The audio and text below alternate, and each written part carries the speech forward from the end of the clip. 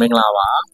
ကျွန်တော် client တွေမှာကျွန်တော် customer တွေမှာကျွန်တော်အမေးများတော့ hair do နဲ့ပတ်သက်ပြီးတော့ပေါ့နော်စပင်းချွတ်တာနဲ့ပတ်သက်ပြီးတော့အမေးများတဲ့ဒီကိုလေးကိုကျွန်တော်ဗီဒီယိုလေးနဲ့ဖြည့်ပေးလိုက်တယ်ပေါ့ဒီကိုလေးကအခုကျွန်တော်ဘာလို့စပင်းချွတ်တာလဲစပင်းချွတ်တယ်ပေါ့နော်အဲ့တော့သူကစပင်းချွတ်တဲ့အကြောင်းရင်းကိုကျွန်တော်လေးလာတာကျွန်တော် tip လောက်လေးပြန် share လုပ်ပေးရိုးရိုးဗီဇာကြောင့်လည်းကျွတ်နိုင်တယ်ကျွန်တော် stress တွေကြောင့်လည်းကျွတ်နိုင်တယ်ဟာရအားနေခြင်းကြောင့်လည်းကျွတ်နိုင်တယ်ပေါ့ကျွန်တော်ပုံပုံကြောင့်လည်းကြောင့်လည်းစပင်းကျွတ်နိုင်တယ်စပင်းထင်းနေမှုမှန်ကျွတ်နိုင်တယ်နော်ရိုးဗီဇာကြောင့် spring တွေပါကျွတ်ကျွန်တော် generation 4 စပင်းကျွတ်တဲ့မှာထိပ်ပြောင်းတဲ့သူနောက်ပြောင်းတဲ့သူပါလို့ရှိရင်ကျွန်တော်တို့ဒီလေဆိုကျွတ်နိုင်တယ်ပေါ့နော် generation လာစိတ်ဖိကြောင့်ကျွန်တော်စိတ်ဖိမှုတွေ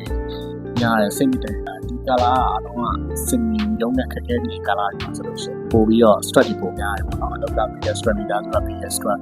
ရရပေါ့အများကြီးရှိတယ်အဲ့လို story ကြောင့်လည်းကျွန်တော်ကျွတ်တာဖြစ်နိုင်တယ်နောက်တစ်ခုကကျွန်တော်အာဟာရအားနေတာကျွန်တော် protein လုံလောက်တာအကြောင်းလည်းစပင်ကျွတ်နိုင်အာဟာရအားနေခြင်းဆိုလို့ရှိရင်ကျွန်တော် protein လုံလောက်တဲ့အကြောင်းလည်းဖြစ်နိုင်တယ်ကျွန်တော်ကတန်ထက်အားနေလေစပင်ကျွတ်တယ်ကျွန်တော် vitamin အားနေခြင်းစပင်ကျွတ်တယ်နော်okay ဟုတ်ပြီအဲ့ဒီအကြောင်းစပင်ကျွတ်တယ်ဒါဆိုလို့ရှိရင်ကျွန်တော်တဘာဝအတိုင်းအကောင်းဆုံးပဲအကျိုးပေါ်အကျော်ပုံကျွန်တော်ကတဘာဝစပင်တဘာဝပေးနေတာအကောင်းဆုံးပဲအဲ့ဒါကိုကျွန်တော်တို့ဒီကဖြစ်မိတဲ့ chemical တွေကိုသုံးတယ် chemical ဆိုတဲ့အရာတွေကဘလောက်ပဲကောင်းကောင်း chemical ဆိုတာအဲ့ဒီ chemical တွေကကျွန်တော်ရဲ့ spin ကျုပ်ဖို့တဲ့အကြောင်းအရာတစ်ချက်ပါဝင်ပေါ့နော်နောက်တစ်ခုကကျွန်တော်အေးမမှန်တော့နော်အေးဖြစ်တယ်လူတစ်ယောက်ရဲ့အိတ်ရှင်ပုံမှန်မရှိတဲ့အခါကျွန်တော် spin ကျွတ်တယ်ပေါ့နော်ကျွန်တော်အပူအဆက်တွေစားတာများတယ် spin ကျွတ်တယ်ရေတောက်လာအားနေရှိတယ် spin ကျွတ်တယ်ဒီချက်တွေများတော့ပါဝင်တယ်ပေါ့နော်။ Okay ကျွန်တော်တို့ကဒီအကြောင်းအရာတွေကိုသိပြီငါတို့သပင်ကျိုးအတွက်ဘယ်လိုထိန်းသိမ်းလဲဆိုလို့ရှိရင်ခေါင်းလျှော်တာဝိပြောင်းတန်းတန်းရှင်းရှင်းနဲ့ clean လုပ်ဖို့တော့အဓိကကြားတယ်။အဲ့ဒီချက်တွေကျွန်တော်လုပ်အောင်ဒီလိုလေးကျွန်တော် clean နဲ့ပတ်သက်ကျင်းနေတာ။အဲ့တော့အဲ့ဒီအရာတွေကျွန်တော်လုပ်ရမယ်စတင်မကျွတ်ချင်ဘူးဆိုရင်ပေါ့နော်။ Okay နောက်တစ်ခုကကျွန်တော်အိမ်ရောကအိတ်ကကျွန်တော်တို့ကလူတယောက်ရဲ့အချိန်က8နာရီဆိုလို့ရှိရင်ကျွန်တော်တို့ပုံမှန်အနည်းဆုံး6နာရီနဲ့9နာရီလူတယောက်ရဲ့အချိန်ရှိတယ်ကျွန်တော်အဲ့လိုအချိန်ပုံမှန်အဲ့ဒါစိတ်ဖိစီးမှု stress တွေအတက်နိုင်တော့မဖြစ်အောင်ကျွန်တော်နေရမယ်အာဟာရနဲ့ပတ်သက်လို့ရှိရင်ကျွန်တော်ကအားပြစားနေတယ်ကျွန်တော်ငါးများများစားရမယ်ကျွန်တော်ငါးတွေစားဖူစားရမယ်ကျုပ်ပါကြပေါ့နော် protein နဲ့ပါတဲ့စားတာစားပင်မျိုးဒါလိုစားနောက်တစ်ခုကကျွန်တော်တို့ကစပိန်တွေကိုအဓိက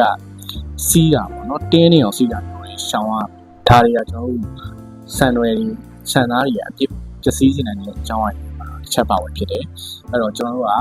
ကစပိန်ကိုတင်းနေအောင်စီးတာမျိုးရှောင်ချင်ရမယ်ပေါ့နော်အဲ့ဒီຢာတွေရှောင်မယ်ဆိုကျွန်တော်တို့စပိန်ကတီးပြီးတော့ကျွတ်လာတယ်ကျွန်တော်ဆိုလဲစပိန်ကျွတ်တယ်စပိန်ကျွတ်တာလူတိုင်းကျွတ်တယ်ပုံမှန်ပဲလုံးဝမကျွတ်တဲ့ဆိုတာရှိကျွန်တော်အတိဆရာဝန်အကိုထဲမှာကျွန်တော်လည်းစပိန်ကျွတ်တဲ့အတိဆရာဝန်ကိုတယ်ပါစပိန်သူတို့ကျွန်တော် share လုပ်ပြရှိပါတော့ခါရကြရင်တို့ဆရာပြန်ပြီးလေ့လာနေတယ်လူတယောက်ရဲ့စပင်ကျွတ်တာပုံမှန်ပဲကြာကျွန်တော်တို့လူတယောက်မှာ50နဲ့100ချားမှာကျွတ်တာလူတယောက်ပုံမှန်စပင်ကျွတ်တာပဲစိတ်ပြီးကြတာတကယ်ကျွန်တော်အထွေးလိုက်ကျွတ်လာပြီး online ကျွတ်လာပြီးဆိုတာကျွန်တော်ဒါစိတ်ပါဒီလိုချင်းတွေမှာကျွမ်းကျင်ဆရာဝန်တွေတွေ့ဆုံဆွေးနွေးတင်တယ်ပေါ့နော်အဲ့လိုချင်းတွေမှာတွေ့ဆုံဆွေးနွေးပုံမှန်50ကျလောက်နဲ့တော့စိတ်မပူပါနဲ့ဒါကတော့ပုံမှန်ကြီးကျွတ်တာပါလူတိုင်းကျွတ်ပါတယ်အဲ့ချင်းတွေမှာကျွန်တော်တို့အပူဆက်တွေရှောင်ရမယ် protein ပါတဲ့စားစားစားရမယ်ခန္ဓာကိုယ်မှာလိုအပ်တဲ့ဟာတော့ဖြည့်ရမယ်ပေါ့နော်အိတ်ချိန်မှန်မှန်အိတ်ရမယ် chemical တွေကိုတက်နိုင်လို့ရှောင်ရမယ်ဥယျာဉ်ပြောင်းတက်နေရှင်းနဲ့ cleaning လုပ်ရမယ်နောက်တစ်ခုကကျွန်တော်တို့ spin ကိုတင်းနေအောင်စီးရမျိုးရှောင်ရမယ်နော်ထိုးချက်တွေရှောင်ရမယ်ကျွန်တော်တို့က spin ကျွတ်တာကိုပြီးတော့တာနဲ့တတာလာစတယ် okay ဒီကိုစမ်းကြည့်ပါ